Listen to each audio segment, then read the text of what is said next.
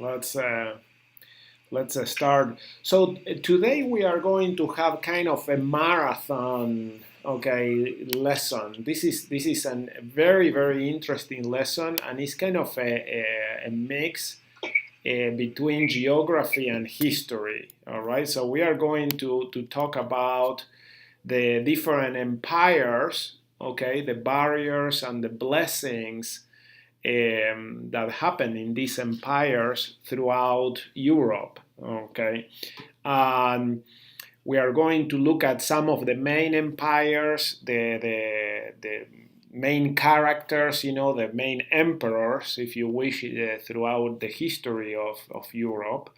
And then we'll look at a video showing all these civilizations. Remember how we saw it last time, a video showing all the world civilizations coming and going and so on. This time we are going to look at those, but in detail of Europe, okay? And so we'll be doing that. So to start, the first big empire really that involved kind of, it was a European based empire, was actually the Macedonian Empire. All right, and this was mainly the building and destruction of one person. Very interesting. So Alexander the Great was from Macedonia. All right, he is here, this north part of Greece. The city of Pella is the capital of Macedonia, and he was the son of the king of Macedonia and of Macedon. All right, I don't know how. Yeah, and he started conquering first all of Greece, then all of Asia Minor, and then he started conquering here this area, the area of Israel and Syria, Egypt, and established the capital of Egypt in the city of Alexandria. So the city of Alexandria was actually named after Alexander the Great. All right. And then he started at a very young age, really, as he was conquering things. He started conquering, going east, and conquer all of Mesopotamia, Babylonia, Susa, and all the Persian area, Iran, what is today Afghanistan, and Pakistan. And he reached the Indus River here, and that was the border of his empire. So the forces that he commanded came this way. They decided not to cross the Indus River, and then they went north to Kabul, and they conquered this area that they couldn't keep going east because of the mountains, the Himalayas and the other mountains there, the Kush mountains in this area. But it was a huge undertaking, and it was very fast, lightning fast, really. So this empire actually was built in a few years. Then Alexander went back to the city of Alexandria, and he left governors in charge of the different parts of the empire, and he died at the age of 32. Okay, so it's very young. And right as he died, he had been so brutal, really, in his conquest and domain, that the provinces, the different parts of the empire that he built, break out. Okay, they broke out, and they kind of, sought to have their own independence and control back, and so the empire collapsed really fast. So it didn't last very long, and Alexander died, for what I understand, he died from drinking. Okay, he basically destroyed his liver from drinking, and very young. And as you can see, this empire lasted just a few years, from 336 to 323. Okay, so just what, 13, 14 years really. So the impact though of the Macedonian Empire was that it dispersed the Greek language through a large portion of the world. Okay, and it was the first empire built from Europe. So the other empires that we have seen before, Babylonian Empire and Egyptian and so on, they were based either in Africa or Asia. This was the first one that was based in Europe. So that's why we start with that one. Okay. The next big empire that was also European based is the Roman Empire. And Rome started as a republic, just a very, a small city-state. Then it started conquering some neighboring areas, okay, around Italy. And then through some military conquest, okay, especially there were kind of a couple of competing empires between Rome and Carthage. And they fought a lot, and when Carthage fell, that was kind of a big expansion of the Roman Empire. And as you can see, this is the borders of the Roman Empire in its maximum expansion. Okay, so we talked last time about how they conquered England, okay, and they built the Hadrian Wall all the way between England and Scotland. Actually, I believe that the Hadrian Wall is in this area. Okay, let me mark it here with a pen. All right, I believe that the Hadrian Wall is actually around this area. But the Romans conquered all of what is today France. It was called Gaul, and Spain, all the northern part of Africa, and the area of the Middle East, Israel, Syria, and Asia Minor. All right. Why is the Roman Empire important to understand? There were two things that Rome did that were very important as far as civilization goes. One was that they took also the Latin language throughout the empire. Okay, so Latin became the language of the empire, and it actually Latin survived longer than the empire itself. So the empire kind of started breaking down in the year 410, but Latin actually lasted for a lot longer. It was the language of sciences, the language of religion, the language of business, all the way literally until the 1700s. Okay, if you wanted to write something and you wanted it to be understood, and shared widely, it would be written in Greek or in Latin, and mostly Latin would win really in the end. For example, Isaac Newton in the 1700s, he wrote his book, the Principia, okay, establishing the laws of motion and so on. He wrote it in Latin, and that was very, very common. Okay, so and English, yes, Deborah, English is kind of like that nowadays. So if you think about it, the British Empire was the one that expanded and took the English language now throughout the world. And English nowadays is the language of business and common communication. Okay, so very, very interesting how the languages also impact the empires. Mm-hmm. Now, one of the things that Rome did that was also very innovative for them was that it established the Pax Romana. Okay, so the Roman peace. That is in Latin of the Roman peace. Okay. I have a question. Yeah. How long did it take the Romans to take over? How long did it take them to take over this whole empire? Yeah. Okay, that is interesting. So we are going to see afterwards when we see the video, we will pause and look at the expansion of the Roman Empire.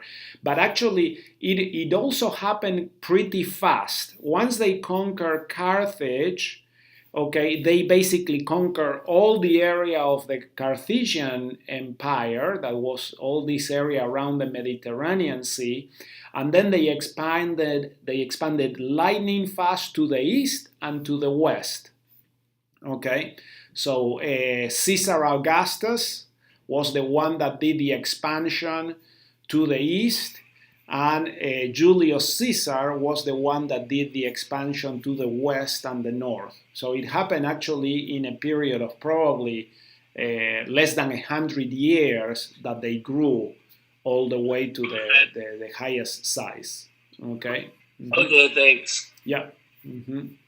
So here in the chat, I'm seeing that you are talking about carry on, Mr. Bowditch. Okay, Mr. Bowditch. All right, sorry. I know that is now I know that it's pronounced Bowditch.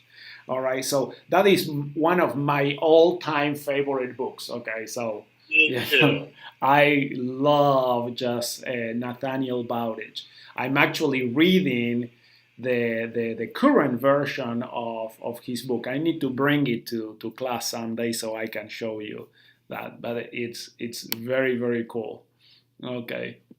So English, if you are talking about, Deborah, if you are talking about where English comes from, it is really etymologically speaking, okay, it's a mix between Germanic languages, Danish, it has some influence of that. It has some influence of French and Latin, okay.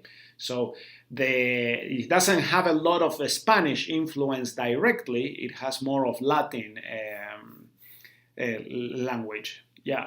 Oh, yeah. I told you that I got that for Father's Day last year. Yeah, it is a huge book. So I'll bring it to class to show it to you someday. Okay.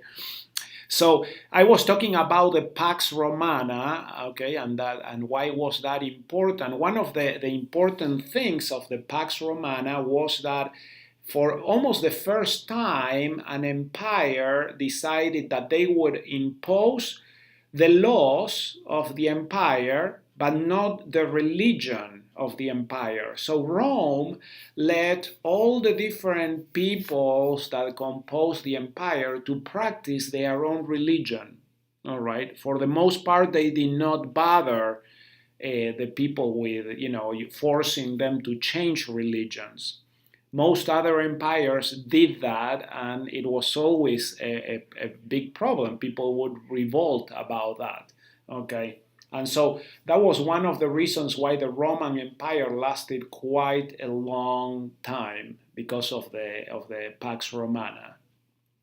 Let's see, the next empire is the Byzantine Empire. So as the Roman Empire was falling, the Byzantine Empire, that was kind of the remnant of the eastern side of the Roman Empire, was consolidated. Okay, so I forgot to show some pictures here. Okay, we have, let's see, so here is a picture of Alexander the Great. Okay, this is probably not done contemporary, but done several centuries afterwards. Okay, but that gives you an idea. He was very, very young. These are some statues of Julius Caesar and Caesar Augustus. Okay, these statues are actually contemporary to them, so probably they look how they are portrayed, similar to how they are portrayed here in these statues. So the Romans were very, very good at doing statues and keeping, their leaders, immortalizing really their leaders that way. Okay. Sam had a Ta in Ukraine that was a member of the church, and his name was Anatoly. Yes. So Anatoly in Greek means east, okay, or where the sun comes from. All right. So Anatolia and the name Anatoly, okay, it all means coming from the east or the rising sun. It's a very common name or expression. So Anatolia, the area, so in the Asia Minor was called Anatolia because it was east of Greece. Okay, and so that is why it was called Anatolia, and it's a common name in the area of Russia and Ukraine. Okay. So here we have the statues of Caesar Augustus and Julius Caesar. This is a statue of, let me see, who was it? This is the first ruler of the Byzantine Empire, okay, Constantine. Okay, so he was one of the main rulers of the Byzantine Empire, and he was also a Roman emperor. But the problem was that at this time, the Roman Empire was actually being broken up. Let me tell you what happened with the Roman Empire. The Romans, remember how we had the limits here of the Roman Empire, they couldn't progress here on the north because they were stopped by the Goths. Okay, these were the ancient tribes of German people, the Germanic people. All right, so the Goths. All right, these were the people that were that basically stopped the advance of the Roman Empire in all this boundary, in all this area. The Romans decided, we are not going to conquer these people, but we are going to offer them jobs. And so they started, actually, the Romans started recruiting because they had so many wars and needs for the army and everything, that they started recruiting the Goths to be part of the Roman army. Okay? And over time, these Roman now soldiers that were actually originally Goths, they started rising in the ranks. They started becoming, centurions or tribunes and generals and so on. Finally, actually, what happened was they took over. The Goths took over and they broke up the Roman Empire, and they basically conquered Rome from within. And so here we have in this map of the Byzantine Empire, you see the Byzantine Empire is here, this pinkish area in the east, but the Roman Empire was broken up into the kingdom of the Visigoths, the kingdom of the Franks, and the kingdom of the Ostrogoths. Okay, so these were all Germanic tribes and people that had become basically the generals of the Roman army, and the Romans were more interested in partying and doing other things instead of fighting, so they left all the fighting to the Goths, actually, until the Goths conquered Rome and they took over, literally. The northern part of Africa was divided into the kingdom of the Vandals. Okay, yeah. So that is an interesting, Annika, you said that you have ancestors whose last names were Frank. Okay, so that literally comes from the Franks that were the Germanic tribes, really, that conquered this part, the French part of the Roman Empire. And then Franks, then they derives there France and French, Frankfurt, and so on. Okay. So it is very, very interesting. So it is really, it is a kind of a sad thing, but it is an interesting thing to see how the kingdom, the empire, the Roman Empire was infiltrating from within, really, and it was broken up from within. What is the lesson learned from that? What lesson can you learn from that experience of the breaking up of the Roman Empire? Hi, Jens. That they are not always so strong as people think they are. Yeah. And you need to, if you want to maintain a nation, you have to fight your own battles. Okay. Do you mind if I add in something? Of course. No. I mean, I don't mind. Go ahead. Okay, so I was thinking about it, and if I'm trying to look at it like a spiritual perspective, I think it's kind of like with Satan in our lives, because gradually we kind of let Satan in, and then if we let him in too much, then he basically consumes us. Yeah. Absolutely. Okay. So there you have that the Romans were basically letting other peoples fight their battles and everything.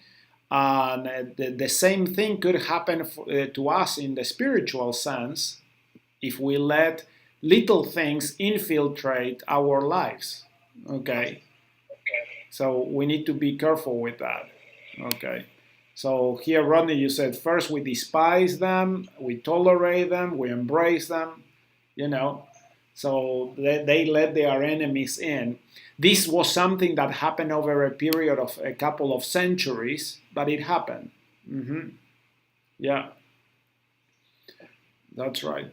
Spencer, you say they are kind of like Daniel's sister in the bronze bow. I don't know what that is. Okay. If you want to elaborate more on that, that would be great.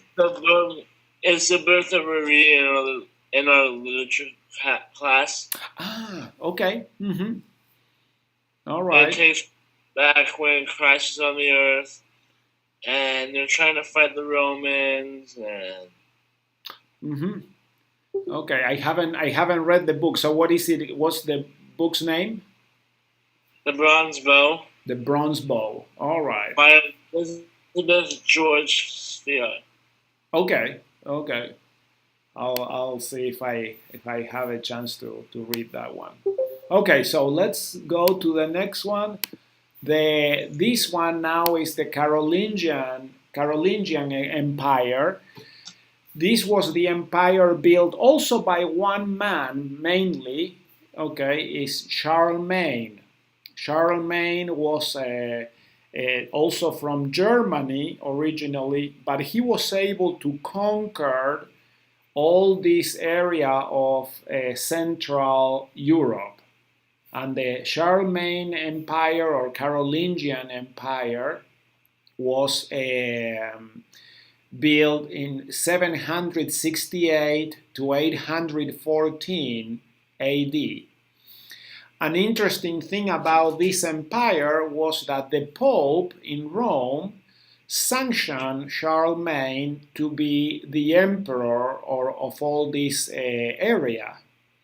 And Charlemagne, in exchange, basically imposed the Christian, the Catholic religion on all that area.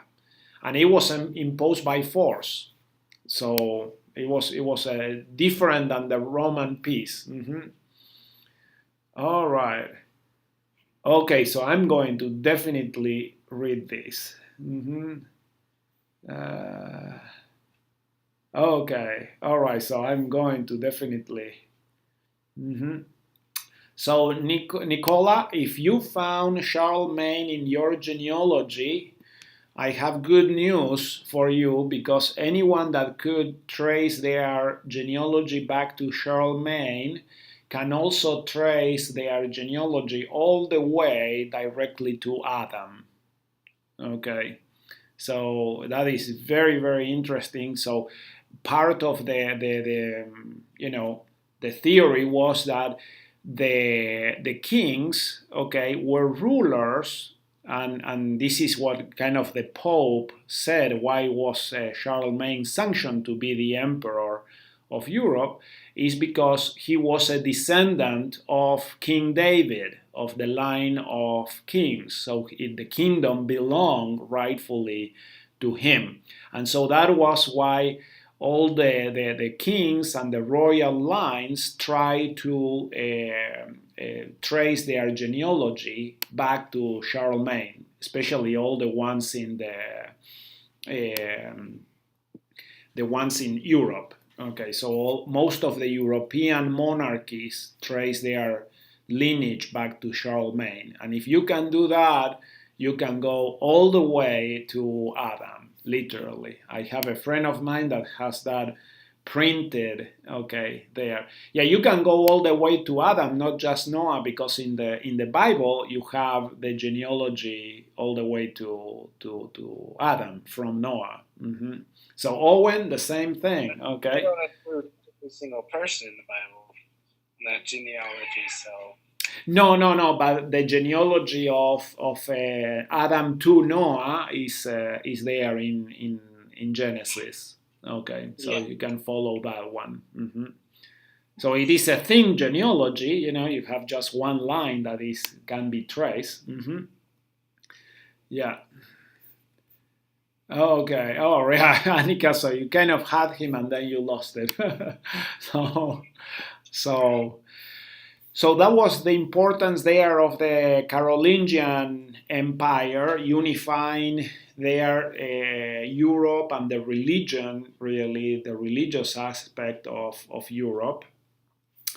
I forgot to mention in the Byzantine Empire, one of the main things that happened was that Constantine moved the capital of the empire to the city here of Constantinople. It was called Byzantium before. Okay, so you see, let's see, Byzancio or Byzantium.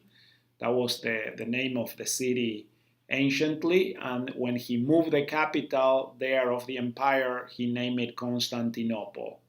Okay, and he was baptized as a Christian, so he adopted the Christian faith as the religion of the empire, okay? And so it became the main religion.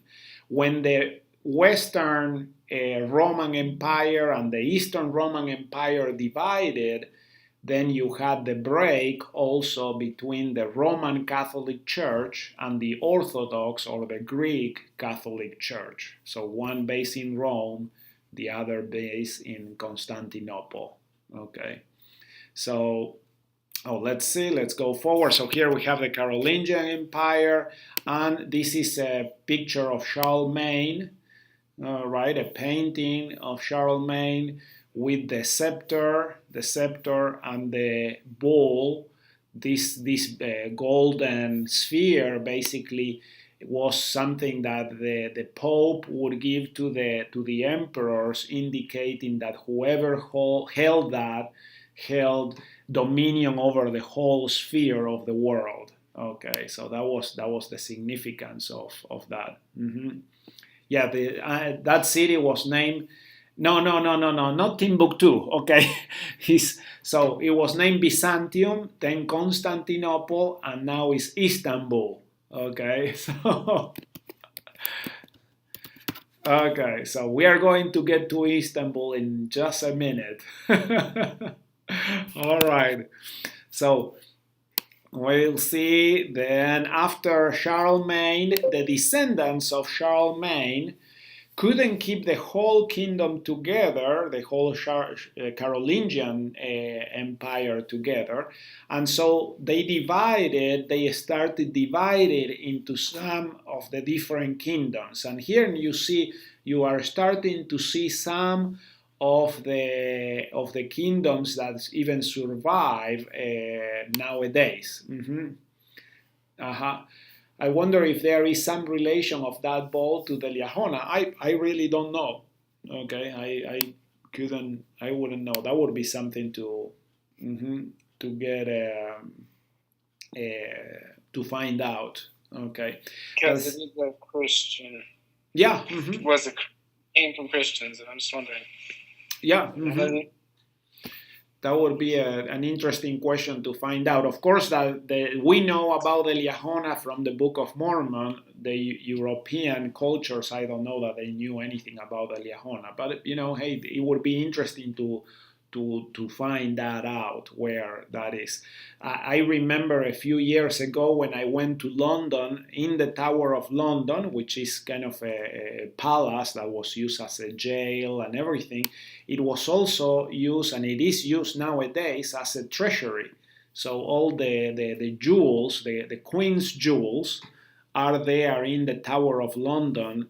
And we were able to see the bull of England, of the Queen of England, that they have, and also the scepter for the Queen of England, and the crowns and everything. Really, really amazing treasures. Okay, and interestingly enough, there are a lot of things in these treasures and everything that are related to the temple worship. Okay, so for example, they had their anointing oil.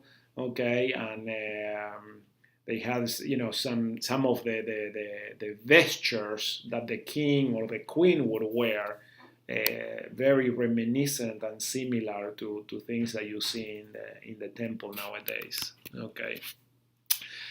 All right, so as I was saying, the remnants of the Carolingian Empire were transformed into what was called the Holy Roman Empire. This lasted for quite a long time, almost 300 years, and it changed in boundaries and dominion. Most of the emperors of the Holy Roman Empire were Germanic, okay,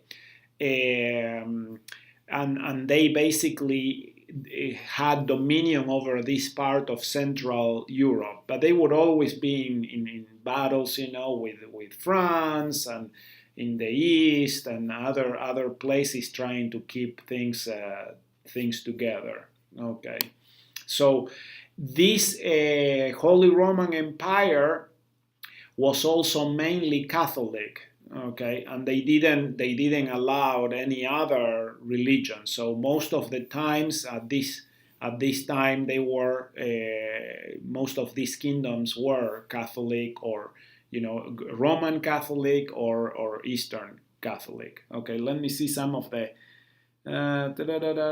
we visit. Okay, yeah. All right, Hungary.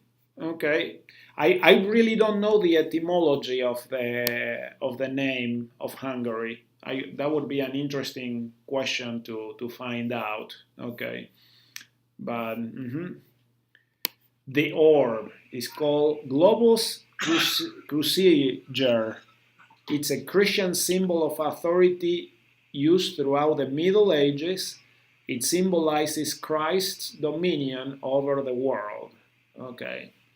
The orb. My guess is someone was hungry when they went there, so they named it Hungary. No. Doesn't have anything to do with hunger. Okay.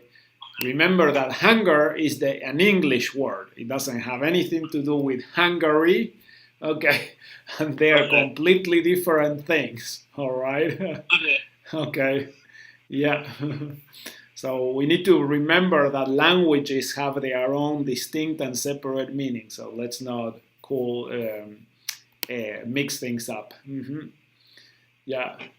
So yeah, there are symbols in So the question would be to find out what is the meaning of the word Hungary, where it comes from. But we can say the same thing for Russia and Poland and Rome and so on. We need to find out, okay, what are the different meanings of those. Yeah. Sam said, what's between Hungary and Turkey, the oven? Okay. Yes, go ahead. Okay, let's go. Now we are going to see the next empire. This is a very, very important empire to understand and to see because it also affects us currently nowadays. So the Ottoman Empire was actually started by Mongol and Turkish tribes, so coming from the area of Central Asia and northern China, and they invaded and they were able to invade and establish themselves in Asia Minor, in the area of Anatolia. And from there, they started conquering the neighboring areas, and they built the Ottoman Empire. Okay, so in the year 1453, they were able to conquer the city of Constantinople. So they crossed the Bosphorus Strait, and they were actually able to conquer the last part and the last remnants of the Byzantine Empire.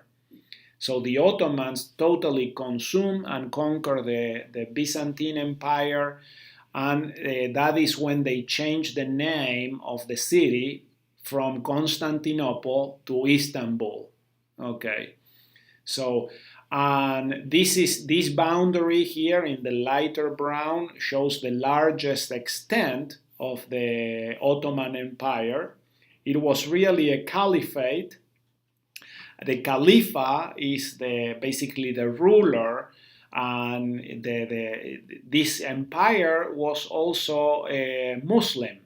So it followed the Islamic religion, okay, and so they impose Islam and the Muslim religion throughout the empire. Okay, so the Ottomans. Yes, Rodney? Or who was going to say something? What's it? I wanted to make a comment. Yeah. On that map. You were showing. Okay. And this just helps explain, I think, some of the wars that are going on in the Middle East right now. Because the Ottoman Empire right there was going to join World War I. Yep. But it sent people down there to make sure it was destroyed and broken up. And when it was broken up, they divided the empire up into different little nations like Syria and Iraq and Iran, and put people they didn't like together. And so as you look at ISIS, that's like their main goal, is to reunite the Ottoman Empire. Absolutely, yeah. Yeah. That is, yeah. Someone told me that. Oh. That is kind of what I wanted to point out. So the interesting thing is that the darker brown is the extent of the Ottoman Empire in 1914. This is at the time when World War I started. And at that time, World War I was basically, you had the powers that were combined were Germany, Serbia, which is in this area, in the area of across the Adriatic Sea from Italy, and the Ottoman Empire. So these were the three countries that were fighting together, all right, against the Allies, against everybody else. All right. So England, France, Italy, they were part of the allies that were fighting against the Axis powers in World War One. France, at the end of World War One, France conquered this area of Syria, and England, with Lawrence of Arabia, which is a fascinating story, they conquered the rest of the parts of the Ottoman Empire. And like Rodney was saying, France and England were the ones that divided the Ottoman Empire, and they created Turkey. They created the country of Syria. At the time, they were still under, the area of Israel was still under dominion of the British. And then they created Jordan, Iraq, Iran, Saudi Arabia, and all the countries in that area. But when you look at a modern map of that area, you see that all the lines are straight, okay? So they are all artificial lines. And so what the Islamic State, now these terrorists now in the area of Syria and Iran are trying to do is they are trying to erase those artificial borders and create again the Ottoman Empire. Okay. So this is very, very important to understand. Okay. The Ottomans extended all the way here. Okay. So they were all in the eastern part of Europe, and they were stopped in Vienna. Okay. And there was a siege of Vienna that they couldn't conquer. Very important battle there in Vienna. And also another very important battle in Malta, which is a small little island right here. And the French troops that were there in Malta, the knights, okay, were able to stop the Ottoman Empire. That if they would have conquered Malta, then the Ottomans wanted to conquer all of Italy and especially conquer Rome, because for them it was really a religious war. Okay? And so you see that nowadays these things are coming back, okay? And when you see this, the Islamic State and these other people fighting and trying to topple each other and everything, these are all religious wars and building of empires that were there before. Mm-hmm. Okay. And they started like 100 years ago. Yeah. Absolutely.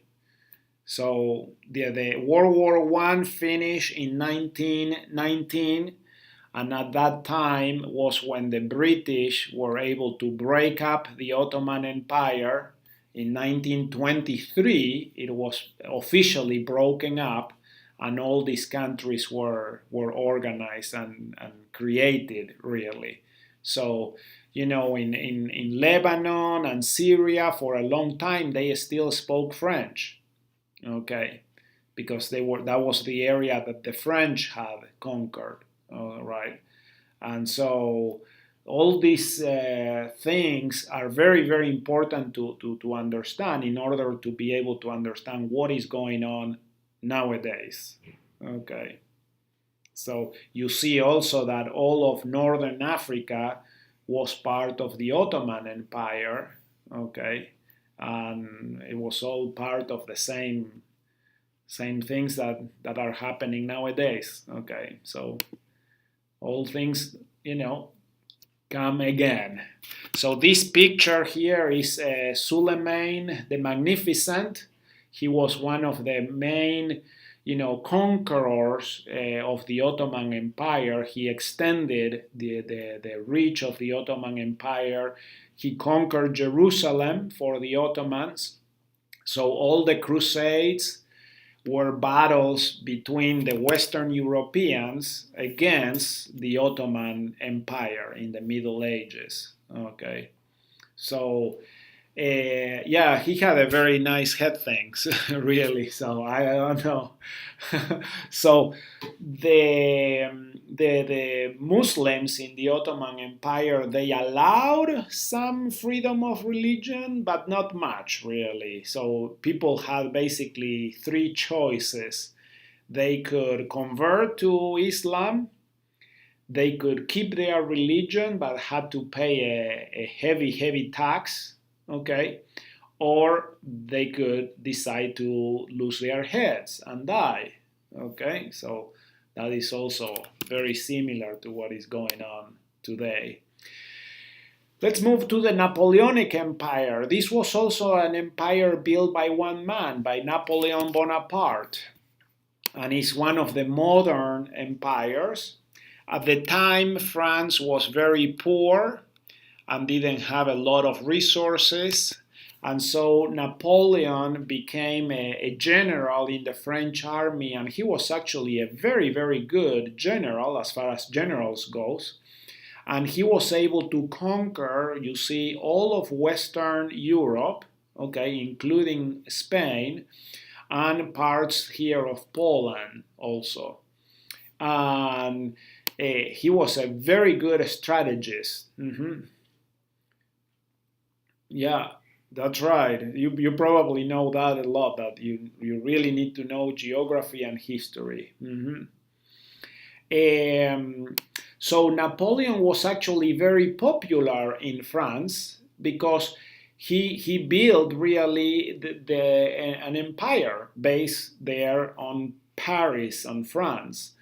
And he brought a lot of riches and wealth to France, and so the people really they actually loved him. Okay, they thought that he was great. This was Napoleon's empire was after the fall of the Bastille and after the time of the French Revolution.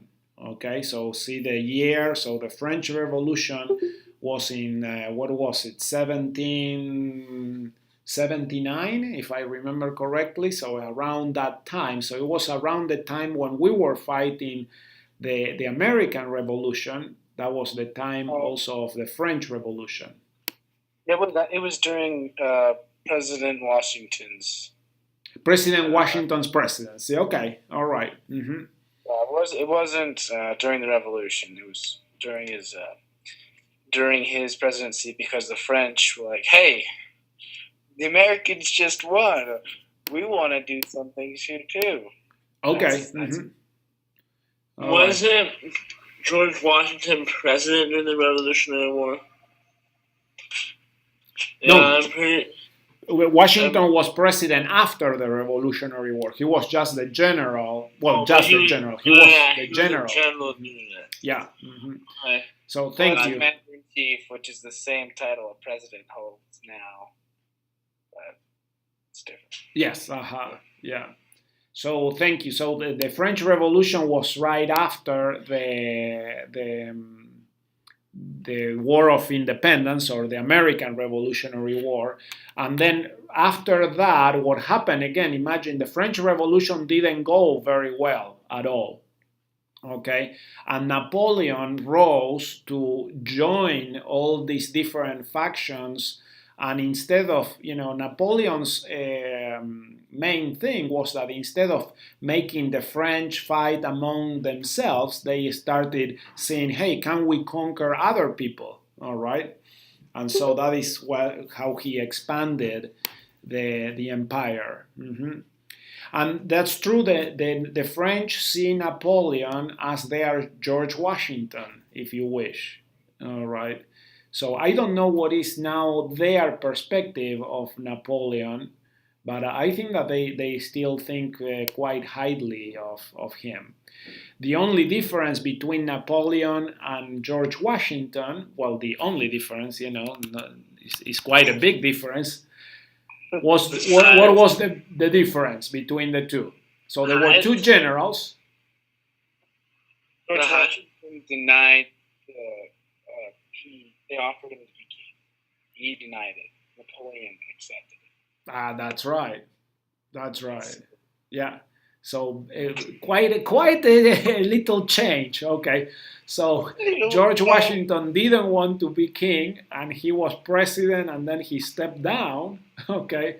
Napoleon was general, and he became emperor, and he actually was used that title. He was the emperor. Okay. So yeah, quite different in that sense. So, but his kingdom, his empire also didn't last. The Russians, he tried to conquer Russia, and that was a big mistake. He was in Cincinnatus. That's right, Annika. Very good observation. And I wish we had time to talk about Cincinnatus and what he did. Were the sizes different too? Napoleon was really short, and George Washington was really tall. Well, yes, absolutely. I was talking more about policies and character. Yeah. So yeah, Napoleon had the very bad idea of trying to conquer Russia. Okay, and the Russians did the thing that they knew best how to do, which is wait for winter. All right, and thousands died there. Okay, and so it was really bad. Every single war. Can when see you want to conquer us, we just wait until winter. Then you'll see how much you want to conquer us now. Yeah. Can see. So you are saying that Napoleon was actually average height? Okay. So here Kenzie is saying, yeah. Okay, I always thought that Napoleon was kind of, talk about being shorter, quite short, but I don't know. I never met him. So, another Russian empire that we need to talk about, okay, is the Russian Empire. All right. So the Russian Empire was built from the Tsars of Russia. And the word Tsar means Caesar. So they actually, what they wanted was to rebuild the Roman Empire in Russia. Okay. And here we have Peter the Great. He was one of the greatest Tsars, really. He was very progressive.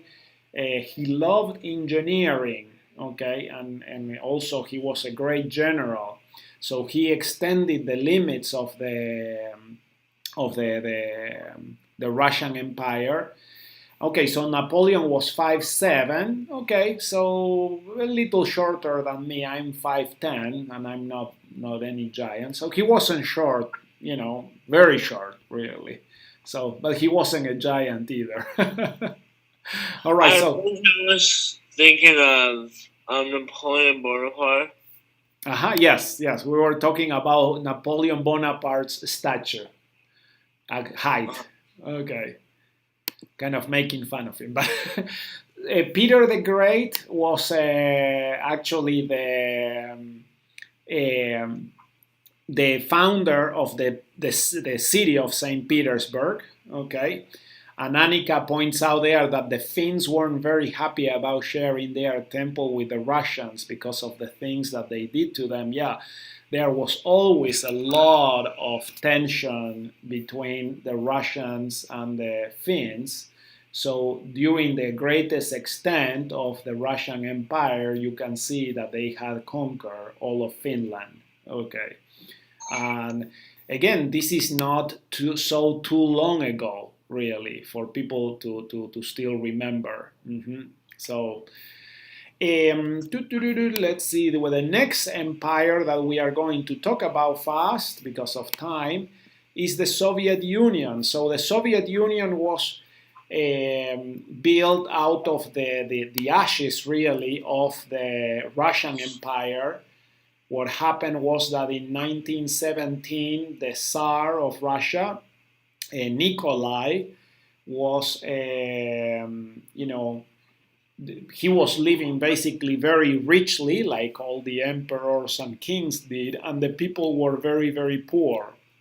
And so there was a Bolshevik revolution, And the Bolsheviks were basically following the ideas of Karl Marx and trying to break the empire and the monarchy and establish kind of a democratic, communistic republic, okay?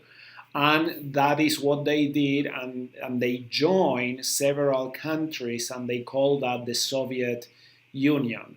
So the Soviet Union included all the country of Russia, that is here what we see all the way to the east, right? Going, bordering with China and Mongolia and everything. This is the largest country in the world. And the Soviet Union also included all the countries that now we have that are marked here. And they were basically very, very semi-independent republics. Okay? So, but they were not very happy to be conquered. The Ukrainians were starved to death by the Russians in order to join the Soviet Union. Now they are already trying to conquer back Ukraine and everything. So this is still an empire that is being tried to be rebuilt nowadays as we speak. So Putin, who is the prime minister of Russia, has invaded Ukraine, has invaded Crimea and eastern Ukraine, and I think really that he's trying to rebuild really the Soviet Union. So Kenzie, you say that you know someone who lives in Kazakhstan. Okay, is that person Kazakh, or do they live just there in Kazakhstan? Google. These countries, Kazakhstan, especially Kyrgyzstan, Uzbekistan, they are quite rich in oil resources. Okay, Russia is also quite rich in oil and natural gas, and that is what they are depending on for their economy.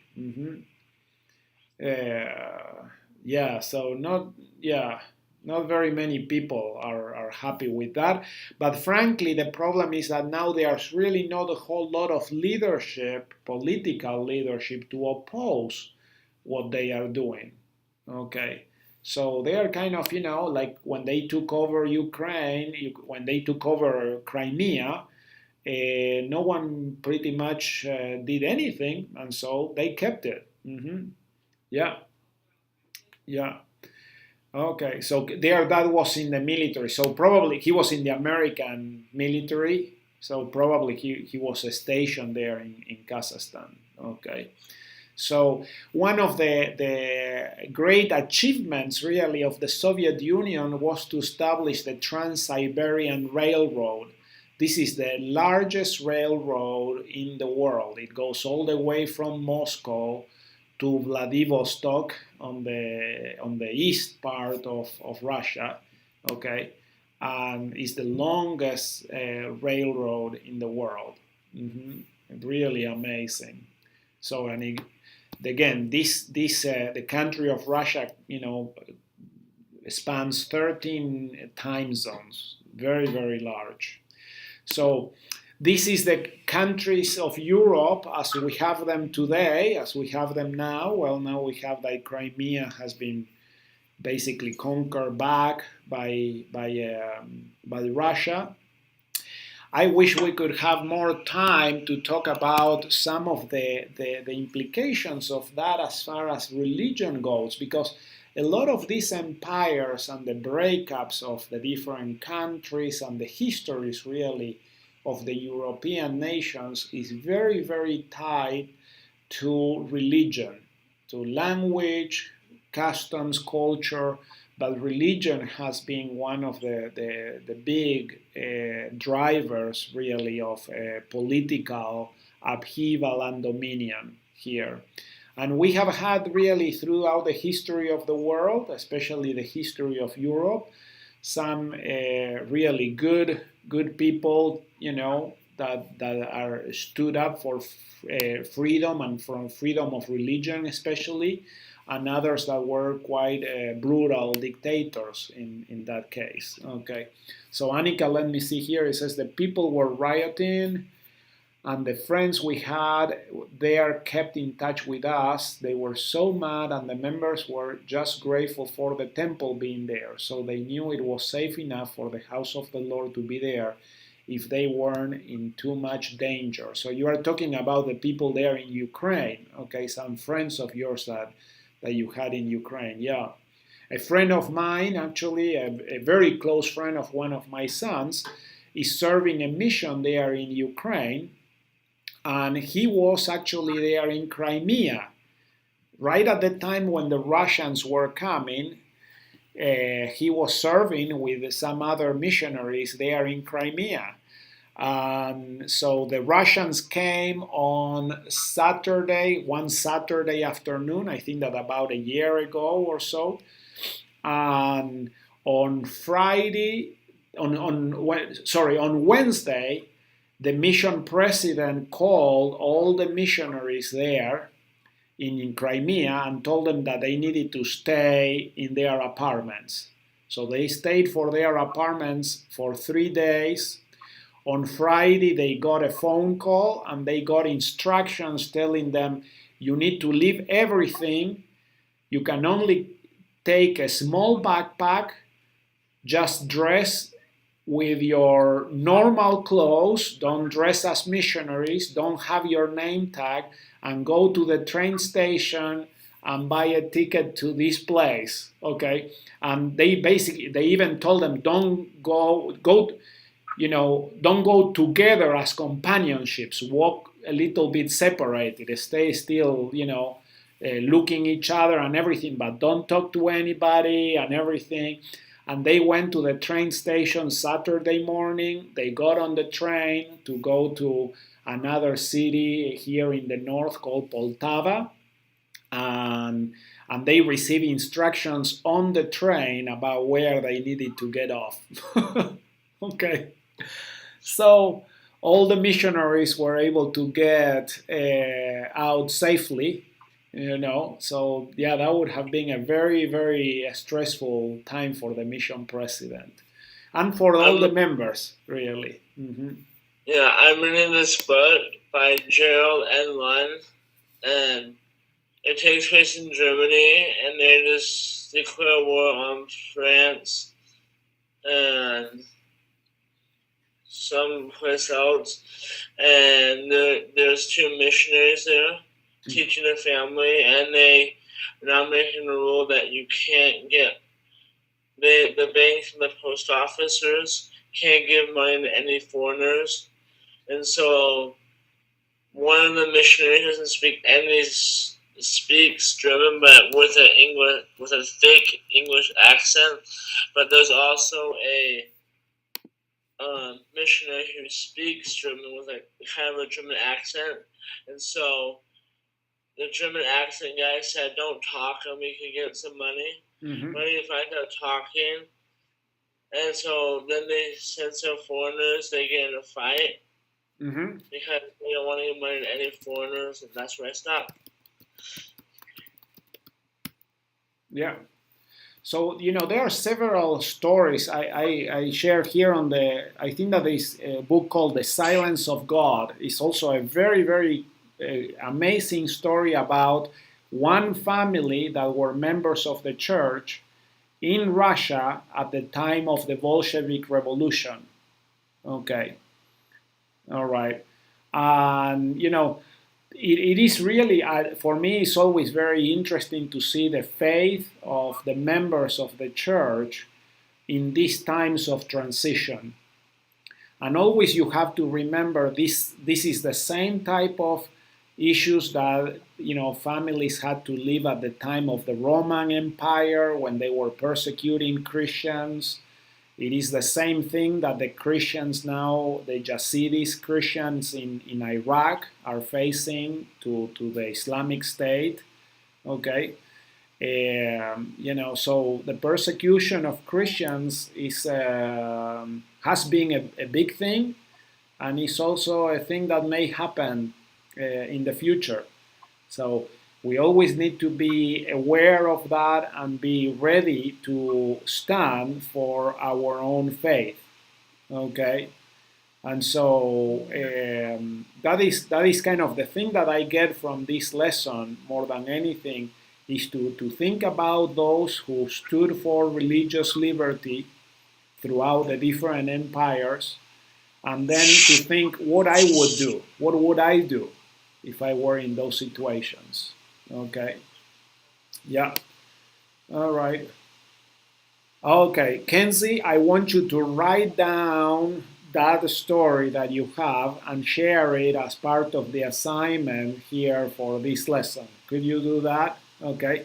So I haven't posted the assignments for this lesson, but it's going to be something about that related to these issues. Is that okay? Yeah. All right. All right. Well, our time is more than up, so let's finish with a prayer. Nathan, would you like to say a prayer for us? Sure. Okay. Thank you. Dear Heavenly Father, we're thankful for this wonderful day we had together as a class. And please bless that we'll have this week to be with us. And please bless that we can take this lesson to our lives. Please bless that our safe Christmas break and all the students can get the work done and be back next semester. Please bless those who are traveling for the holidays and they'll travel safely. No harm or danger will come upon them. Please bless the missionaries and they will be washed over and protected. We know things come from thee. In the name of Jesus Christ, amen. Amen. Amen. Oh, Mr. Oh, no, man. Yeah. Okay. No, well, man. Thank you, guys. Okay. If you have a question, you can stay and have a very Merry Christmas, everyone. Okay. Yes. Everyone.